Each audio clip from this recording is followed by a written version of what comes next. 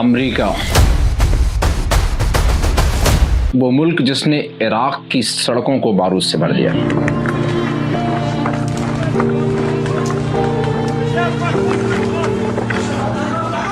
افغانستان کے پہاڑوں کو آگ میں جھونک دیا،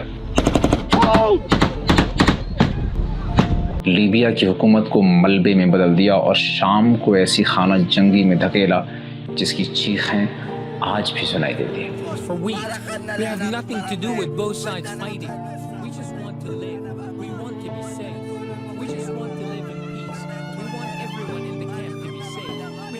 ویتنام سے لے کر یوگوسلاویہ تک جہاں جہاں امریکی جنگی جہاز پہنچے وہاں صرف دھواں تھا،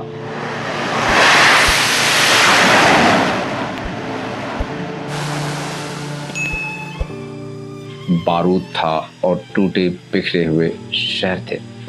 دنیا امریکہ کو صرف ایک سپر پاور نہیں بلکہ ایک ایسے طوفان کے طور پر دیکھنے لگی جو جس ملک کی طرف مڑ جائے وہاں کا نظام بدل جاتا ہے۔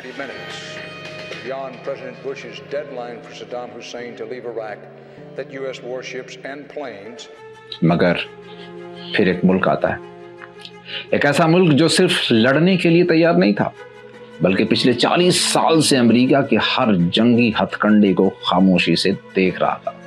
وہ دیکھ رہا تھا کہ امریکہ پہلے میڈیا استعمال کرتا ہے، پھر سینکشنز لگاتا ہے، پھر اندرونی انتشار، پھر حکومت کی تبدیلی، اور انہی 40 سالوں میں وہ ملک امریکہ سے زیادہ امریکہ کو سمجھنے لگا تھا۔ کیونکہ ذرا امیجن کیجئے، ایک طرف امریکہ دنیا کی سب سے بڑی سپر پاور، 800 سے زیادہ ملٹری بیسز، کھربوں ڈالرز کا ڈیفنس بجٹ، ایسے ایئر کرافٹ کیریئرز جنہیں دیکھ کر چھوٹے ملک کانپ جاتے ہیں، اور دوسری طرف ایران، ڈیکیڈ سے سینکشن میں جکڑا ہوا ملک، اکانومی پر دباؤ، ہر طرف دشمن۔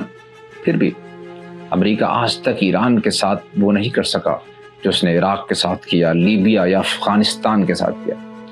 ایران پچھلے 40 سال سے صرف ہتھیار جمع نہیں کر رہا تھا، وہ امریکہ کو پڑھ رہا تھا۔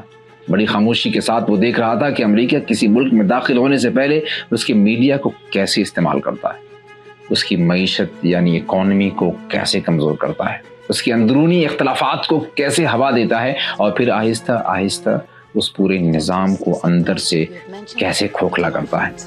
Who is your worst enemy, Mr. President? دشمن اصلی ایران کیست؟ امریکہ۔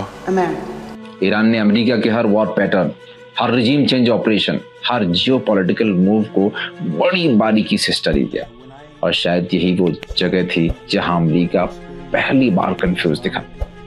Republic of Iran. It was a very important excursion because they can't have a nuclear weapon. Otherwise, the whole world would get blown up. کیونکہ ایران صرف ایک ملک نہیں نکلا، وہ ایک ideology نکلا، ایک نیٹ ورک، ایک سروائیول سسٹم جو پچھلے 40 سال سے اسی دن کی تیاری کر رہا تھا۔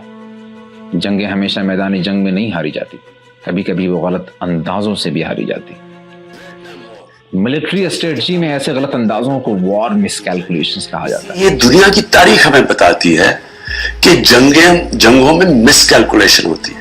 وہ اب خندق میں آ کے ہٹ کرے کہ تم نے مارا خمینی کو، ہم ماریں گے نیتن یاہو کے دفتر پہ ہٹ کیا، وہ بھاگا بنکر پہ ہٹ کیا۔ اور ایران کے معاملے میں امریکہ سے صرف ایک نہیں بلکہ کئی ایسی وار مس کیلکولیشنز ہوئیں، کئی ایسی غلطیاں ہوئیں جنہوں نے اس پورے جنگ کا رخ بدل دیا۔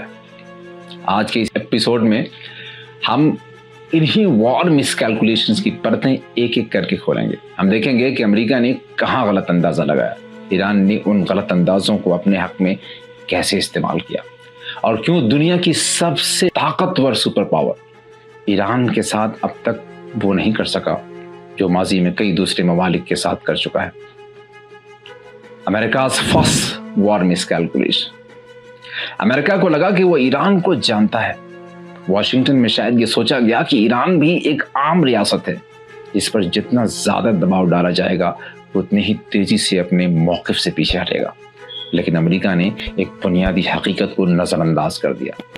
ایران صرف ایک اسٹیٹ نہیں نکلا، وہ ایک سروائیول ماڈل بن چکا تھا۔ 1979 کے انقلاب کے بعد اس نے جنگیں دیکھی، پابندیاں دیکھی، عالمی تنہائی، گلوبل ایزولیشن دیکھے، اپنے سائنسدانوں کو مرتے ہوئے دیکھا، اپنے بڑے بڑے کمانڈرز کو کھوتے ہوئے دیکھا، سائبر حملے برداشت کیے اور خفیہ آپریشنز کا سامنا کیا. لیکن ہر بحران، ہر کرائسس کے بعد اس نے ایک نیا سبق سیکھا. اس نے صرف اپنی طاقت نہیں بڑھائی بلکہ اسے ڈی سینٹرلائز کیا. امریکہ کو لگا کہ اگر چند بڑے کمانڈرز اور لیڈرز کو ختم کر دیا جائے تو پورا نظام بکھر جائے گا. لیکن شاید وہ ایران کے اصل بلو پرنٹ کو سمجھ ہی نہیں پایا. ایران نے اپنے کمانڈ اسٹرکچر اس انداز میں بنائی کہ اگر ایک کمانڈرز گر جائے تو دوسرا فوراً کھڑا ہو جائے گا. اگر ایک مرکز دباؤ میں آ جائے تو دوسرا متحرک ہو جائے گا.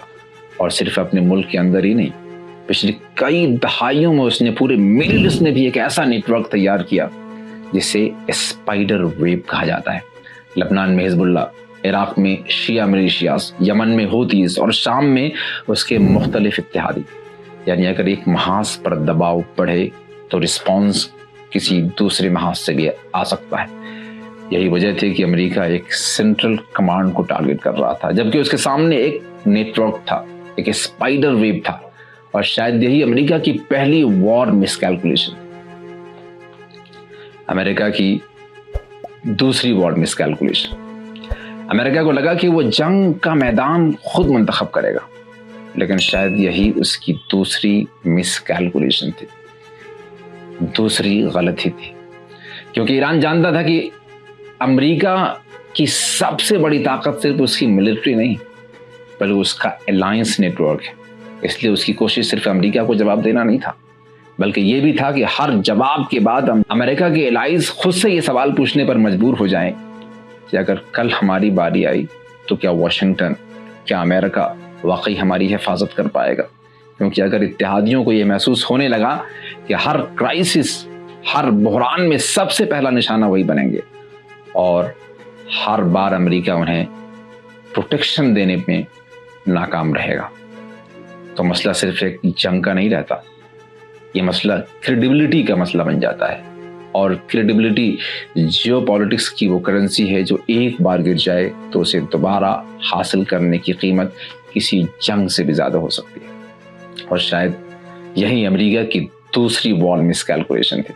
اسے لگا تھا کہ وہ اپنی طاقت کے بل پر جنگ کا رخ طے کرے گا، لیکن ایران کی کوشش یہی رہی کہ جنگ ہمیشہ اس مقام پر لڑی جائے جہاں امریکہ کی ہر فتح بھی اس کے لیے ایک نئی اسٹریٹجک کاسٹ بن جائے. لیکن کہانی ابھی یہیں ختم نہیں ہوتی، کیونکہ اب سب سے بڑا سوال شروع ہوتا ہے. آخر امریکہ اس جنگ میں اترا ہی کیوں؟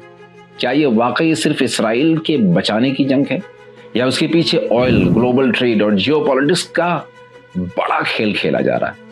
اگلے ایپیسوڈ میں ہم بات کریں گے ایکسس آف ریسسٹنس آخر کیا ہے، ایران نے اپنی اتحادیوں کا یہ نیٹ ورک کیسے بنایا، دنیا کے وہ کون سے چوک پوائنٹس ہیں جہاں ایران اور اس کے اتحادی موجود ہیں، اور یہ مقامات امریکہ کے لیے اتنے امپورٹنٹ کیوں ہیں.